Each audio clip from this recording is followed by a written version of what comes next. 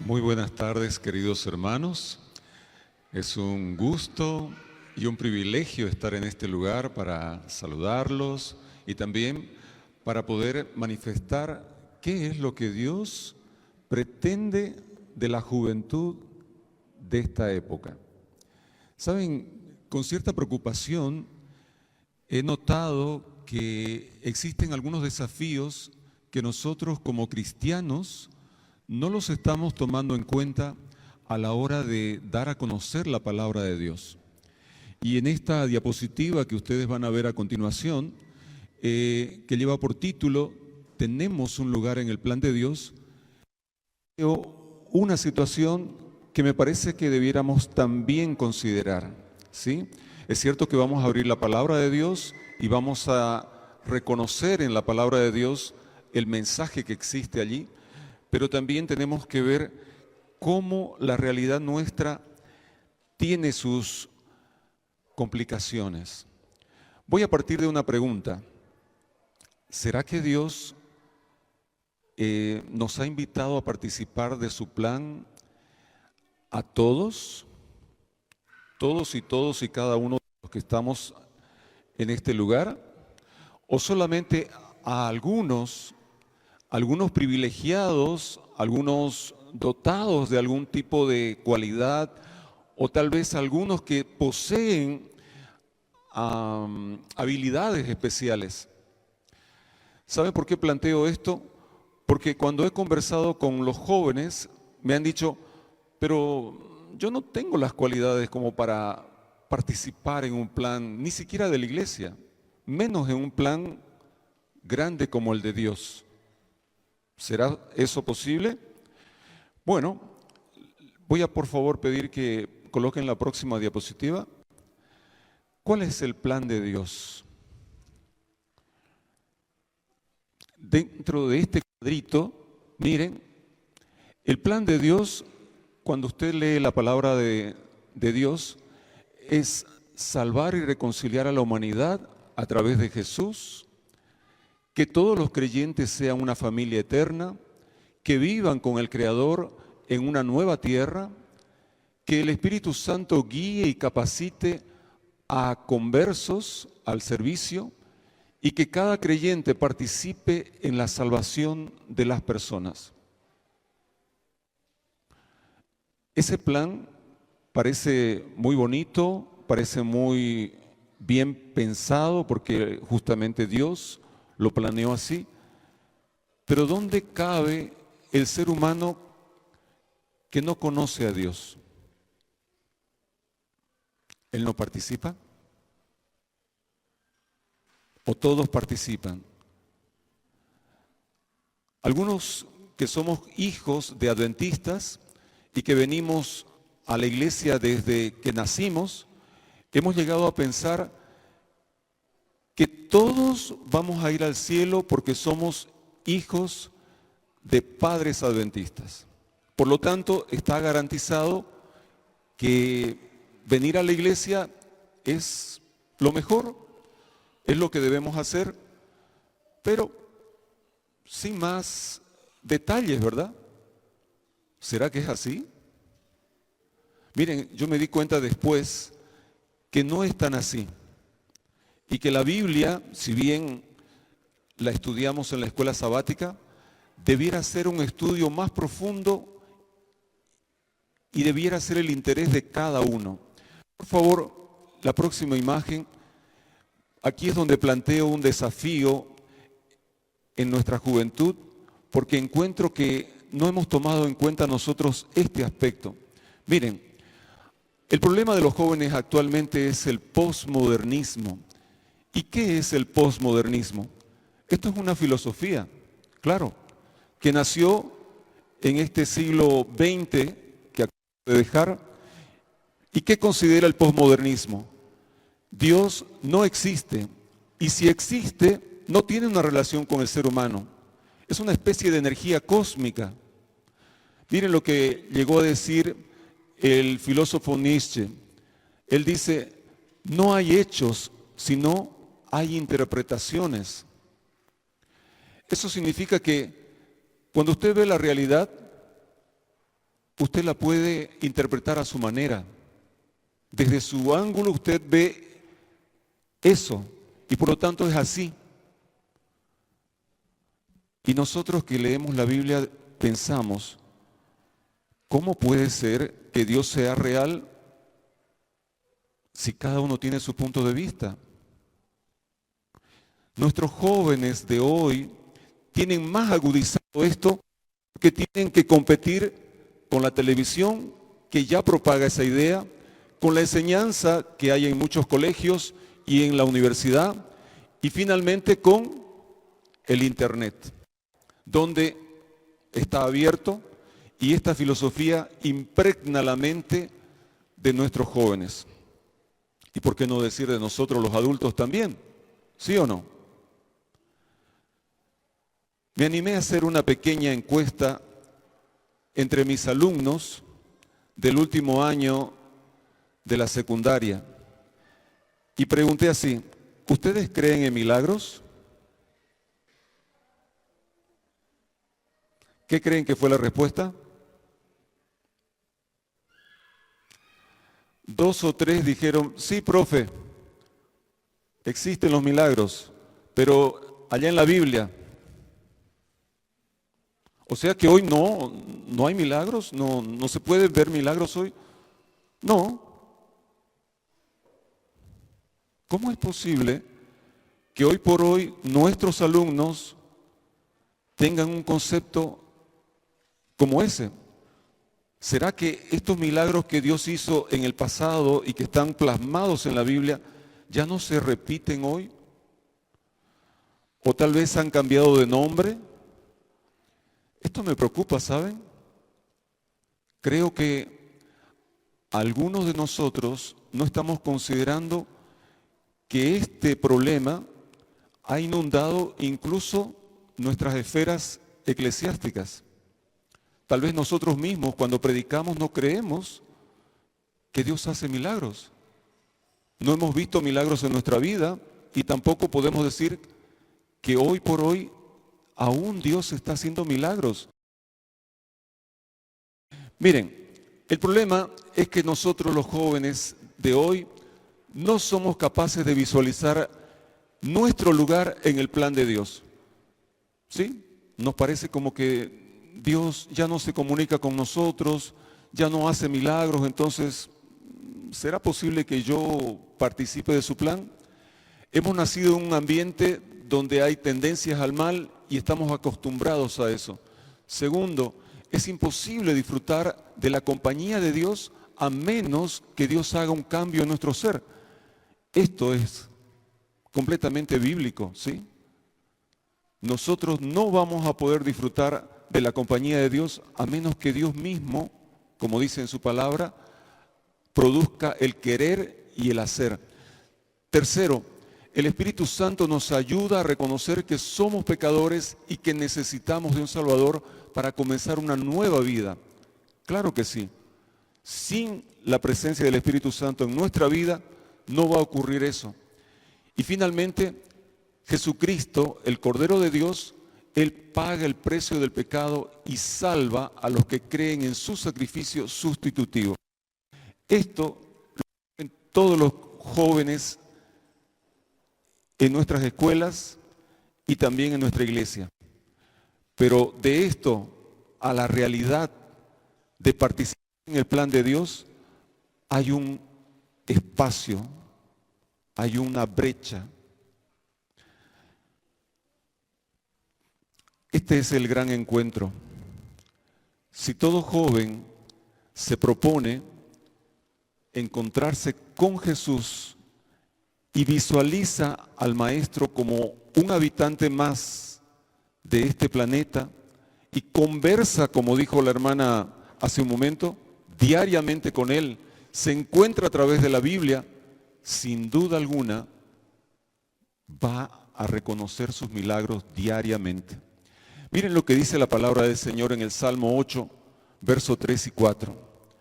Cuando contemplo tus cielos, obra de tus dedos, la luna y las estrellas que allí fijaste, me pregunto, ¿qué es el hombre para que en él pienses?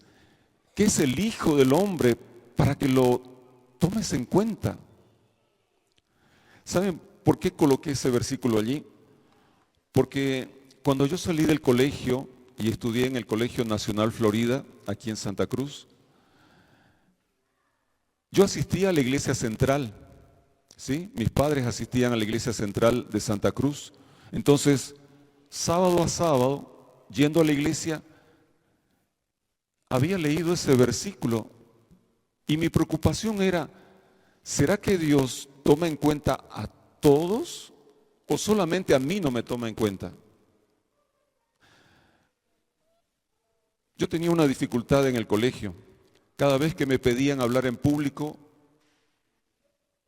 me transpiraban las manos, me volvía tartamudo y comenzaba a divagar, no encontraba mis ideas para expresarme.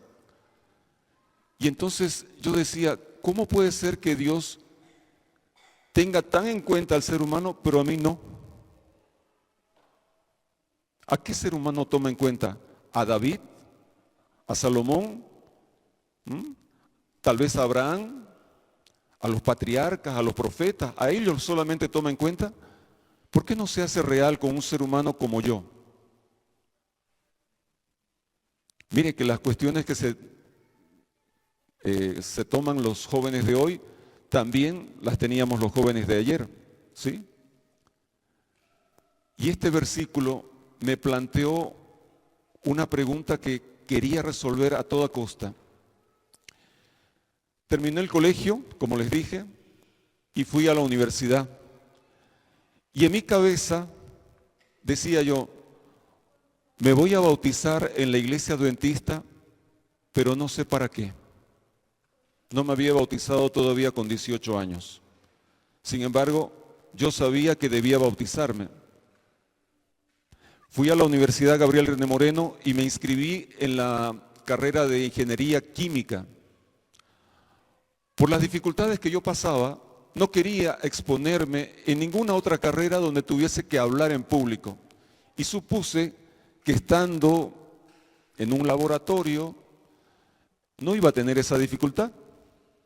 Así que me inscribí en la carrera de Ingeniería Química. Pasaron algunos meses y a los de mi curso los invitaron unos jóvenes que estaban en un semestre adelantado a una reunión. Y en esa reunión noté que era del MNR, ¿sí? Así que era una actividad política que estaba haciendo el MNR dentro de la universidad para captar más militantes. Cuando yo llegué a esa reunión, me pregunté, ¿qué vengo a hacer aquí? ¿Qué es lo que voy a hacer con este grupo? Me cuestioné porque había escuchado también en la iglesia que nosotros como cristianos no debemos mezclarnos con la política. Y ahí yo veía algunas incoherencias que me parecían absurdas. En primer lugar, nos invitaron cerveza a estudiantes de primer año de ingeniería. Nos invitaron cigarrillos. Y decía yo, ¿cómo espera esta gente que jóvenes estudiantes se adhieran a este partido si lo que le ofrecen es algo dañino? Bueno, algunas ideas en mi cabeza eran propias de un cristiano, aunque lo fundamental no lo era. Yo consideraba que un cristiano, cuando se hacía cristiano, iba a ir inmediatamente a la gran cena con el Señor Jesús, porque había sido invitado para esa cena. Miren lo que dice ese versículo en Apocalipsis 19:10. Bienaventurados los que son llamados a la cena de las bodas del Cordero. Y me dijo, estas palabras son verdaderas de Dios. O sea, en mi concepto era, bueno, me voy a hacer cristiano y ya tengo garantizada esa cena con el Señor Jesús. Y aquí viene el segundo desafío en la vida de un joven cristiano. Sabe muchas cosas, pero no tiene fundamento no ha leído por sí solo la palabra de Dios y no se ha encontrado con Jesús. En la iglesia Adventista Central, me encontré con algunos alumnos que también estudiaban en la Gabriel René Moreno. Uno que estudiaba agronomía, otro que estaba estudiando veterinaria, ¿sí? Y entre los tres dijimos, este próximo sábado nos vamos a quedar en la iglesia para estudiar la Biblia. ¿Pero qué vamos a estudiar de la Biblia? Vamos a estudiar la Biblia. Vamos a orar. Ellos eran un poquito mayores que yo. Así que accedí a esa reunión y no fui a almorzar, me quedé a estudiar la Biblia con ellos. Esto fue gratificante, les digo, porque por primera vez estaba leyendo la Biblia por mi cuenta. Estaba leyendo la Biblia y queriendo saber quién era ese Señor que invitaba a una cena de bodas, a un encuentro en el cielo. Si era real, quería conocerlo. Y les digo que pasaron varios sábados hasta que finalmente tomé una decisión. Me voy a bautizar porque quiero que ese Señor transforme mi vida y que me dé realmente lo que necesito. Y esto fue lo que encontré. Mi gran desafío, estudiar la Biblia. Segundo, orar y ayunar. Y tercero, testificar. Si lo que más me parecía difícil era estar delante de las personas y hablar, era el tercer desafío. ¿Cómo podía dar a conocer la palabra de Dios si me costaba hablar en público? Bueno, descubrí que eso lo iba a resolver Dios. Y ese fue el primer milagro que Dios hizo en mi vida. Dios me ayudó a encontrar este pasaje de la Biblia, que si ustedes quieren pueden subrayarlo. Miren lo que dice: quien nos salvó y llamó con llamamiento santo, no conforme a nuestras obras, sino según el propósito suyo y la gracia que nos fue dada en Cristo Jesús, antes de los tiempos de los siglos, pero que ahora ha sido manifestada por la aparición de nuestro Salvador, Jesucristo, el cual quitó la muerte y sacó a la luz la vida y la inmortalidad por el Evangelio. Y yo he subrayado allí propósito suyo.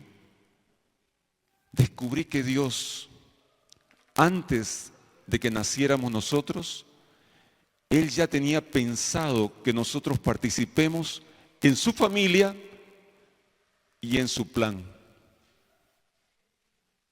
Y por eso nos había creado a cada uno con un propósito. Cada uno de nosotros con un propósito. No hizo una serie, ¿no? Tal vez esto sea chocante para algunos. No somos como aquellos soldaditos de plástico hechos con un molde, sino cada uno pensado, planeado, con un objetivo, con un plan. Y dentro del plan de Él, ¿sí? O sea, dentro del gran plan que Dios tiene, que es la de salvar a las personas. Cuando descubrí esto, dejé de estudiar ingeniería química, porque ya no encontraba sentido y el Señor había resuelto mi mayor problema, que era el de hablar en público. Y entonces comencé a hablar en público, gracias a que Dios hizo ese milagro en mí, y comencé a predicar y descubrí esto. Dios tiene una especie de rompecabezas, que ese rompecabezas se va a llamar para nosotros hoy el gran plan de salvación. Y Él a cada una de esas piezas le ha colocado un nombre. Esa última pieza que está allí podría ser de alguno de los jóvenes de esta iglesia. Que falta encajar en un espacio igual a esa persona. ¿Saben? Esto de aquí me parece concluyente en mi mente, porque Dios tiene el plan, Él lo dirige y Él lo lleva adelante, pero lo hace con las personas.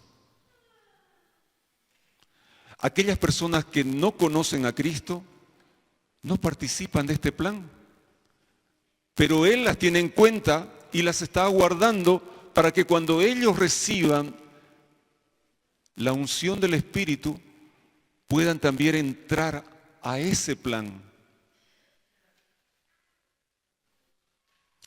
Por eso yo me pongo a pensar ahora, nosotros mientras no conocemos a Cristo y no tenemos una relación con Él, no logramos descubrir para qué Dios nos ha llamado. Ni siquiera sabemos los talentos y los dones que Dios nos ha otorgado. Inmediatamente después de que el Señor hizo ese milagro en mí, me di cuenta que el Señor me quería para utilizarme a través de los medios de comunicación. Y en los medios de comunicación anduve trabajando bastante tiempo por su llamamiento y su propósito.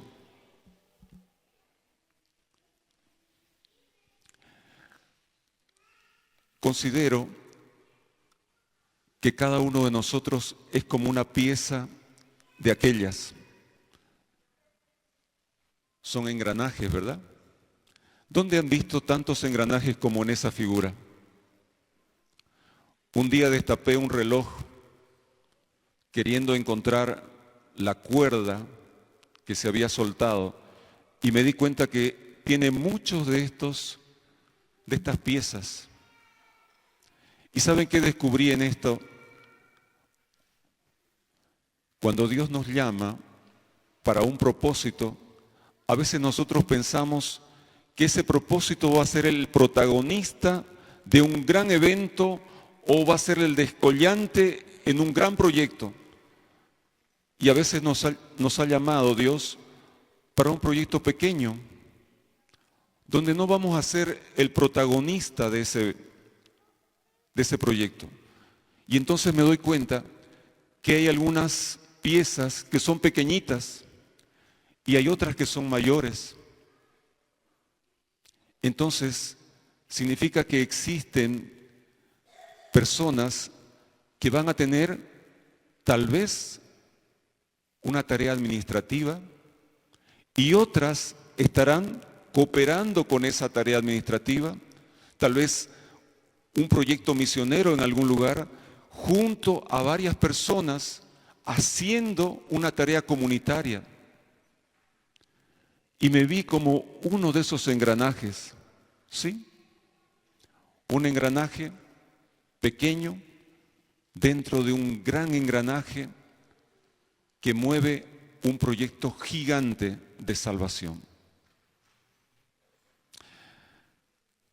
Como última diapositiva, encontré este texto en Palabras de Vida del Gran Maestro, página 262, que dice así: Cristo confía sus bienes a sus siervos, algo que puedan usar para Él. Da a cada uno su obra. Cada uno tiene su lugar en el plan eterno del cielo.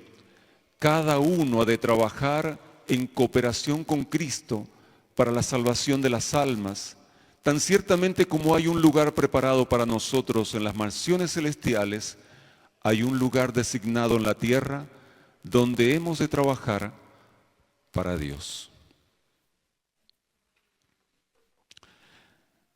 Si acaso algún joven ha considerado hasta este momento que el Señor no lo ha tomado en cuenta, como en el caso mío cuando tenía 18 años, piense, Dios sí te ha considerado, pero no solamente para que estés sentado en este salón, sino para que participes en su gran plan de salvación. Entonces, repasando, ¿qué hay que hacer? Encontrarse con Cristo. Buscar la manera de encontrarse con Cristo. ¿Y cómo es? Leyendo su palabra, estudiándola, orando, ayunando y testificando. Encontré en una iglesia de Sao Paulo a una mujer en la puerta de la iglesia. Todos los sábados daba la bienvenida a las personas. Más o menos unos 35 años esta dama. El primer sábado que yo llegué, la saludé y me pareció muy buena su bienvenida, su sonrisa de gozo, no una sonrisa forzada, sino una sonrisa de alegría. Unos sábados después le pregunté al anciano, ¿y quién es la hermana? Y él me contó que es una hermana que vive aquí cerca, a 5 kilómetros. Y los sábados viene en su caballo hasta la iglesia. Digo, ¿en caballo? Pues sí, vivía en una hacienda, en una zona campestre. Y lo que destaco de esta dama es que ella no sabía leer, pero sí memorizaba los versículos de la Biblia. Y a sus vecinos de las haciendas vecinas de su casa, ella iba a visitarlos y les recitaba los versículos. Cuando llegó el día de su cumpleaños, ella me invitó para que participara de su cumpleaños en la hacienda donde vivía. Ella suponía que todos los vecinos iban a estar en su cumpleaños. Por lo tanto, sería un día donde debería invitar a esas personas a que tomaran una decisión por Cristo. Así que ella me invitó para que yo realice un momento de gratitud, una ceremonia de gratitud. Cuando llegó ese día, estaban los hermanos de la iglesia en la fiesta, pero los vecinos no aparecieron. La hermana, un poco triste, me dice, bueno, no vinieron, pero por algo será. Así que por favor, cerremos la reunión, realizamos aquella ceremonia aún sin la presencia de los vecinos. ¿Qué pasó después? Una semana después, esta hermana falleció. Y como falleció, dejó conmocionado a todo el barrio y más a nosotros que éramos hermanos de ella en la fe. Así que cuando fuimos al velorio, yo todo acongojado, mirando su féretro, dije, no puedo hablar, me siento muy triste. No imaginaba que eso iba a ocurrir. Uno de los ancianos me dice, pero usted tiene que hablar, usted tiene que decir las palabras de la ceremonia. Bueno, me armé de valor, abrí mi Biblia en 1 Tesalonicenses, leí ahí capítulo 4, llegué al versículo donde decía que los muertos en Cristo resucitarán primero. Dentro del velorio había un grupo de personas que nosotros no conocíamos. Esos eran los vecinos de esta hermana. Y apenas escucharon estas palabras del apóstol Pablo, apareció uno a mi lado, apareció el otro a mi lado y me dice, ¿eso dice la palabra? Sí, acabo de leer 1 Tesalonicenses 4. ¿Estás seguro? Me dice. Ellos tampoco sabían leer. Ellos estaban confirmando lo que habían escuchado de la voz de esta hermana que recitaba los versículos. Entonces la hermana tal, la que murió, ¿nos estaba recitando la Biblia? Sí. Lo que ella quería que nosotros entendamos, ¿es esto? Sí. Recién ahora le creemos, dijeron esas personas, porque usted ha leído la palabra de Dios. Confirmamos que lo que ella nos decía era el Evangelio. Y ahí me di cuenta, hermanos, que parecía ser una persona insignificante, pero la predicación que ella tenía era tan poderosa que aún después de muerta dejó una cosecha para esa iglesia.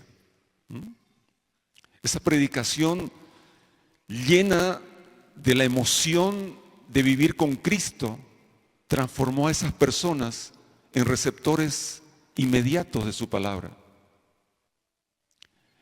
Y hoy yo me pregunto, ¿será que algún joven, alguna señorita de nuestra iglesia quisiera también formar parte de ese rompecabezas que Dios tiene y que solamente su participación cabe en ese lugar? ¿Quisiera usted convertirse en un medio más que utilizará Dios para llevar a otras personas a su reino? ¿Sí? ¿Cuántos jóvenes quisieran hacer esto? ¿Sí? Yo quiero hacer una oración por estos jóvenes que quieren que el Señor los utilice con poder para ser instrumentos de su gloria, para que mañana veamos cómo tantas personas por nuestro intermedio, por nuestra influencia, se van a convertir. ¿Podemos orar, queridos jóvenes? ¿Pueden ponerse de pie? Vamos a orar. Oremos. Querido Señor que estás en los cielos, sabemos que tú nos has reservado un lugar desde la eternidad cuando tú pensaste en que naceríamos aquí. Y hoy, Señor, los jóvenes que han entendido este mensaje quieren decirte, ayúdanos a encontrarnos contigo y que haya una verdadera transformación del corazón de los jóvenes de hoy que está teñido por filosofías que Satanás ha colocado en este mundo. Libéralos, Señor, de estas ataduras filosóficas para que puedan disfrutar de tu presencia, de tu compañía, Señor, a partir de hoy. Yo te ruego por los jóvenes que se han puesto de pie, porque ellos creen sinceramente que hay un lugar para ellos, no solamente en el cielo, sino aquí en la tierra, para ser parte de tu plan. Bendícelos, Señor, te lo pido en el nombre de Jesús.